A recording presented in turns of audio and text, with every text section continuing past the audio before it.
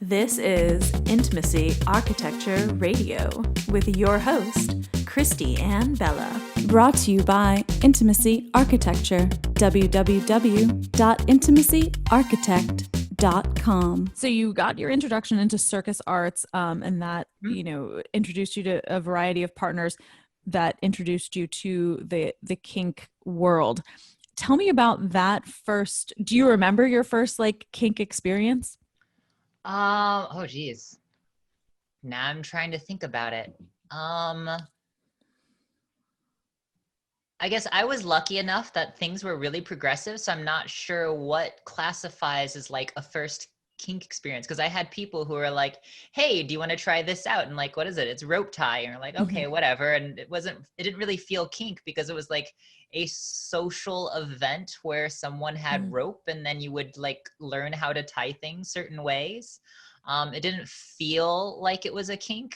Or other people saying like just basic body drumming, like percussion is a very, very easy, simple intro into impact play. And would you classify as that a kink right yet? Like if it gets to the point where you're paddling people, I mean, some people can see that as just being fun. Some will see that as a kink. And then like, there are plenty of times I got paddled for fun at a party or something. Right.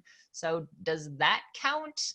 Because otherwise it could be as early as like, I don't know, high school when you're fooling around with a friend or somebody that you're a little bit closer to. And you guys like, hey, I got an idea. Yeah. And you're like, okay, why not? Right. But otherwise, like if it's people like hardcore, you have to be in a dungeon and I don't know, you have to leave marks, then that's probably only a couple of years ago. Yeah. And I saw someone, I wish I remember who posted it. It was fantastic. It was on Instagram, and they were like breaking it down. They're like, if your kink doesn't involve degradation, it's still valid. And like, all of these things. Yeah. So how important it is that, it is again an umbrella term and you get to define it for yourself. Yep. So that was a big thing for me when I worked as a dominatrix. I was really, and I'm still not good at like rope, tying. And I always felt, I was like, am I not enough of a dominatrix that I don't know how to do this? That's such a weird conversation people having, like, when do you become a dom versus not? When do you become like there's always these like weird, I'm going to refer to them as gateways, because some people say like, well, does it count as a kink until you do blank? Like, does rope play count as a kink if it's just like you hanging out with a somewhat platonic friend, right? And it's just like there's weird gateways in our community that kind of baffle me. And I think that's, to me, what I feel like sex positive in general is helping us do, is to realize that this is all just, standard curiosity, the playfulness, the like exploration, and that it in of itself does not necessarily have to be like put in this box that makes you a kinky person or that makes you a fetish orientated person. Yeah. And so that it's just about the fun of playfulness. So we are actually going to get ready to take our first break here, but we will be back in just a moment. Actually, we have 2 minutes, so let's see. We can still chat for a little bit longer. One of my first memories of really diving into this was being 16 and getting handcuffed to a closet, and I broke the closet bar, and I always wanted my boyfriend at that time like explain that to his family, like why the closet bar. Like, oh man, if you bring handcuffs and hand ties into it, man, it gets as young as like 14 for me. It's like there are already times where you're just like, I liked pressure around my wrist. When I was in high school, I actually wore like super tight chokers, and I actually wore like a bandana that was pulled super, super tight around my wrist because of that. And every so often with like a particular person that I was fond of that also liked that amount of pressure, we would just tie our hands together. But like nothing sexual came out of it because it was still like middle school, high school. So it was a little confusing back then. So does that count or not? And I think that's a big part of the kink BDSM world too, is that it's not inherently sexual. Like, you know, a lot of Yeah. the work that I've done and partners that I've had, it's been this platonic thing. And this is almost an exercise very similar to the, you know, the way I work with people with yoga Oh is it's yeah. just a way to kind of release stuff. And even like I've, you know, worked a lot with people who are on the spectrum, and I found that, you know, like some people really do just need that pressure. It's calming, it's soothing. And so, you know, would I tell like, you know, the mom of the 10-year-old kid that I'm working with that your, you know, your autistic child is kinky? Because it's like, no, that's just, you know, it's a sensory thing that we need. Yeah, yes, it is. Some of Um, it is sensation. yeah, absolutely. Okay, so now we are really ready to take a break. And so we will be back in just a moment with Nafaria Siren talking more about the wonderful world of kink and all that goes with it. You are listening to Voice America. I am Christiane Bella, and we'll be right back. You're clear. How long's the break? How long is it? It's like 10 seconds or 15 seconds or something. The breaks, you've got the one commercial, so they're a little less than a minute. Oh, okay. So, but yeah, how is this feeling so far for you? Wonderful. Good. Okay, awesome. Super comfortable. Yay. I Love it. was trying to find a quick stand to get the mic a little bit higher so I'm not bent over. Yeah. No, definitely want you to be as comfortable as possible. I don't know if you read finger spelling. That's always like, be right back. I was like, okay, you're gesturing some, I'm not sure what, but Yeah, I get like the gist I didn't know of it. how to tell you that I'm not running away. I'm like, my normal posture is Yeah, here. And right. this Don't is how I worry. get close to the mic. Like, can I get Yeah. something up higher? Yeah. But I only found a little small audio box that unfortunately isn't quite so. All right, we're coming back. Okay, thank you. Thank you. The show today. Call in to 1-866-472-5788. You know there's a question you have or something on your mind. That's 1-866-472-5788. Feeling shy? That's okay. Send an email to intimacyarchitect@gmail.com. Christiane might be answering you on an upcoming show. Now back to Intimacy Architecture. Welcome back, everyone. I am Christiane Bella, and you are listening to Intimacy Architecture. My guest this evening is Nafaria Siren, a former sex worker dominatrix who holds Guinness World Records for whipping, fire eating, circus arts, all around supersonic mistress. I Yes. love that. And we are talking about the world of kink and all of that entails. So, what is one of your favorite, you know, we were talking about like the pressure and you know, I guess that would fall under like the aspects of bondage. So what are some of your favorite sensory experiences? Pressure is definitely a huge one for me. That's why I like ropes that are tight. I wear a lot of tight clothing. I wear skirts, shirts, bras that are a bit too tight for me. I sleep under a weighted blanket. Like that's a huge one for me. It's just like anytime I can get a good amount of pressure against the skin, it always feels better. I like wore chokers all the way through high school that had slowly turned the tension on them a little higher. I was like, okay, this is a bit extreme, because then you get a little lightheaded at certain times. You're like, maybe I should reconsider some of these things. So pressure is a huge one for me. I also really like heat. So like wax play, fire play. I am the one that will turn the temperature higher in like some baths. If you're like taking baths with a new friend, and you're like, what temperature do you like it? And they're like, oh, I like it around like 100 degrees. I'm like, I like it 115. So how about we compromise? Right. And things like that. So fire play is one of my favorites. It's actually something I miss so much. I'd say of all the things I haven't gotten to enjoy in the lieu of our changing society is somebody lighting me on fire.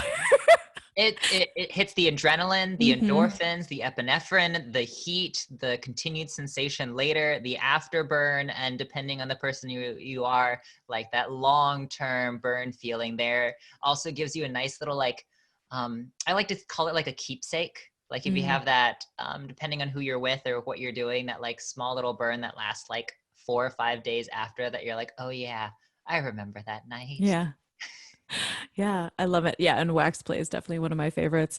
Yeah, there is something about, for me, I think it definitely evoked this like how powerful, like look what I can do, and it was a very healing aspect because um experiencing trauma at a young age, I like endured unhealthy things that like I didn't need to be in this situation. And so getting to find these outlets to be like, oh, I'm choosing this. I've actively like negotiated and agreed to this, and my boundaries are being respected. And now I get to have this outlet to be like, yeah, that's right. Like, this is what I can endure in this really positive mindset.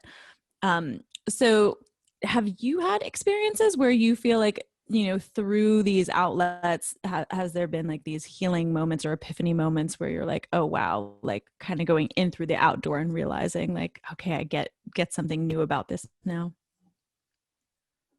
I have been incredibly lucky in all the incidences that I have been involved with where it was a non-consenting situation. I did not have any lasting psychological damage to myself. And I know there are hundreds of people out there. I've had a partner who, when we would share a bed together, it was heartbreaking because if I would shift over in my bed and I would accidentally brush them in the wrong spot, I could hear them whimper and cry. And it crushed my soul for so long till we found comfort together. And I know that kink has brought them a lot more comfort as they're able to talk with people more. I'm always amazed how kink starts the conversation of comfort, consent, and intimacy. Like there's so many people I know who aren't super kink focused, but they know so many people in the kink community that they just became more intimate with their friends and with their own partners, so that beforehand they were like, I'm not into kink, but I am now way more comfortable to take a bath or shower with a friend or a loved one. And that always amazes me, like how much more comfortable you get with having the conversations about just your own preferences, whether they're sexual, kink fet related or not. Yes. Oh my God, I love that. So let's talk a little bit about BDSM, because some of our listeners may have never heard that term before.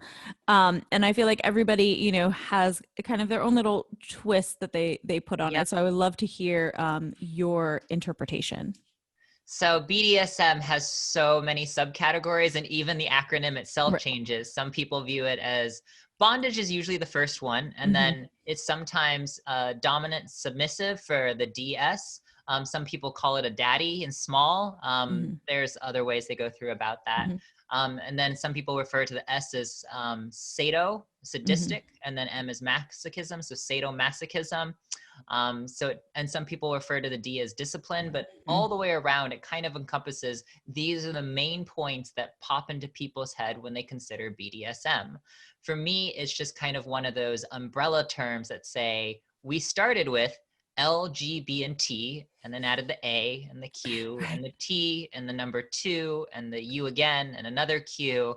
And you're like, oh, okay. But you can default to just saying the LGBT community, even though there are now like 6 or 7 other letters that come after that. And same with BDSM, because you don't want to sit there and be like, oh, I'm interested in BDSM, FLKGS. TWW. Oh, there's 2 W's. Just like running through my head. Right. What are they all? Or like, that's going to be an alphabet soup. Absolutely. So it's just a nice umbrella term. So, your work then as a dominatrix, do you, what did you love about it? Like, what were some of your highlight experiences? So I progressed, I'm going to use 3 terms here: home dom, house dom, and pro dom. Home dom is as it sounds, you dom at home, not a lot of place house. House dom, Tungeon dom, community dom, com dom, depending on where you go, everybody has different. House dom can somebody be referred to as a home dom, but it's usually if you go to a place that you regularly dom at, but you're not paid, people ask you for sets or scenes, or you work out a deal with the dungeon. they'll refer to you as a dungeon dom. That progression happened actually fairly quick, just because my reputation in the community grew real fast after just a couple of demos and conversations with people who were involved. And I knew a lot of people who organized the dungeons. It's amazing that even if I move to a new city and walk into there, they're like, oh my God, you're Nafaria, right? I'm like, how did you know me? They follow me on social media or something, or they're friends with a friend, and going through that. So because I've known so many people, I moved from basically being a home dom with my partners to being a house dom or dungeon dom at community events and dungeons, which then eventually progressed to people requesting me and being like, I don't quite have the facilities to go do this right now. If you'd want to, we'd have to work out some type of conversation. And they'd be like, oh no, I'll just straight up pay you. I'm like, okay, that works even better. Yeah. Yeah. I remember the first time someone was like, I'm going to like pay you to step on me. And I thought, like, really, this is a job. Yeah, I know, right? You're just like, so many of the times there is like, even because early in my dom experience, it was just like vocal or chat doming, right? So it'd be like, yeah, I will pay you $100 to have a conversation about pretty much how much you hate me. And I'm like, okay, that seems a little odd to me, but if you showed that you paid me, and next thing you know, in the little chat window, blah, blah, blah, I paid you $100. I'm like, okay, so I'm going to cancel my plan that I had at 4:30. And I look like I'm going to just be yelling insults at this guy for the next hour through chat box. And so you mentioned house doming and being at spaces. So I'm just going to take this moment to plug some of the awesome places that that you've been at. One in Indianapolis that does Fetish Fridays. Yep. And one in Orlando, which is the Secrets Hideaway. Correct. And so, yeah, so if you're listening and you're in those areas, you can go check out some of those spots. If you're in Chicago, I also highly recommend GD2, Galleria de Mania 2. It's one of the nicer ones that are in the area, as well as the Leather Rose in Chicago. I love it. Yes. Yeah. We have one here in Nashville. It's called The Mark. And I think they are still open for classes. I'm not sure how much play they're doing, but I was really impressed by that. You know, that was one of the reasons why I actually moved to Nashville, was to bring more healthy sexual awareness. And I was like, look at them. They already have a kink club. Well, if you need a workshop educator, you know where to find one. Yes, absolutely. So let's actually dive into a little bit of that. If you know, those people that are listening who are maybe at home with their partner or curious themselves, where is a good starting point? What would be something you suggest if you're like, okay, you know, we have some ideas and we want to play around? What's a good kind of like intro, would you say, for people who are kink curious? So you didn't really skip over, you mentioned it, but one thing I do really want to put emphasis on is the first thing I would suggest is talking with your partner. Yes. Or partners, or just right. the person you're interested in getting involved with in it, and having the conversation of what you think you would like, because you don't know yet, things that you would possibly like. So I like scaling it on a scale of 1 to 10, 1 being no, not interested at all. 10 is, dear God, can we do this right now? Right. And then like everything that is a 7 and higher, we're like, okay, we'll try this these times. And then you go back. So like sometimes like, well, I wasn't really thinking about this when it was only like a 4 for me, or a 5, but I'd be willing to try it. Right. Be safe. So if it's something that's on the more extreme end, please do your research. Find a workshop in your area. A lot of not just dungeons, but also sex shops and adult theme shops will have workshops there, because it also helps promote them themselves, and getting educated on some of the more extreme things. Keep in mind that kink can be incredibly progressive, meaning for people who like getting impact play, you do not have to go buy a single tail 6-foot bullwhip and start hitting each other, right? It can be something as simple as like body drumming, like finger drumming is something that most people enjoy. Depends on who would call it a kink or not. And then you can go that to like, rather than using your fingertips, using your knuckles, using your fist, using an object, going from like a soft, like a 1 up to like a hard 10, using a cane, using a raton, using a staff. doing something a little stingy or something a little bit more floofy, like a flogger, getting a little bit heavier into heavier impact play. So then you can use things like round, like almost like a bat, and then going up. And having that progressive allows you to go, oh, okay. And it's quite often people quickly and easily build up to something rather than getting involved. Because I know like my experience is getting directly involved with wax play was a little uncomfortable. But then once you know things like there are different waxes for different wax temperatures, as well as you control the temperature of your wax by the height you pour at, or if you just want to do drips and things like that. Or you have wax baths you can use that are actually really comfortable and good for your skin. Having the knowledge of where you can intro into a kink really helps with not only the comfort level, but also the confidence in it and getting over that initial fear. I love that. And I'm a big advocate for like things in your house, you know, so again, you don't have to go out and buy stuff. Like you probably have a wooden spoon in your house. Yeah. So if you're like curious, you can go get your wooden spoon. You probably have a belt in your house. You have a tie somewhere. If you're into temperature play, something that everybody will have is like an ice maker. Like I freaking love, like I personally like chains being kept in the freezer and then brought out. And combine like impact and the extreme temperature changes, but just like ice cubes are ridiculously fun to use.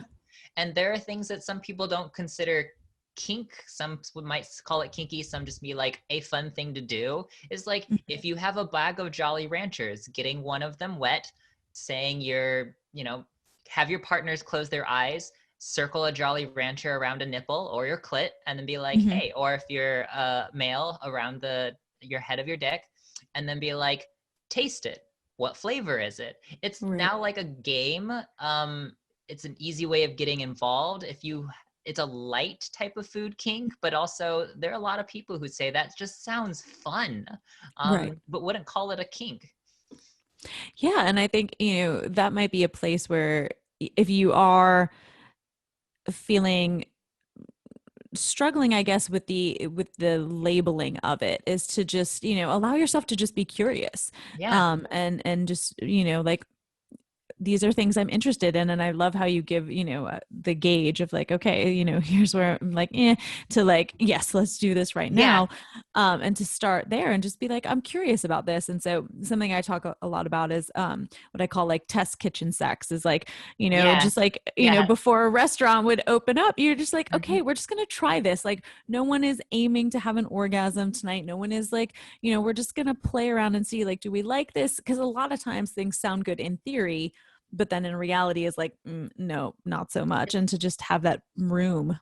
That number game at the beginning, I also like to place down because it's a really easy way of gauging consent, right? So like with new partners or new clients, like it's a quick, easy way of saying, hey, on a scale of 1 to 10, and being like, if they don't say 8 or higher, we're not going to do it because they're not that involved or they don't enjoy it that much. Or if you give out a menu being like, these are the things that I'm really good at. What are you interested? And they say, hey, these 2 things are like 9s, and then the rest is only 1s. So like, okay, we'll just concentrate on those 2 for this session.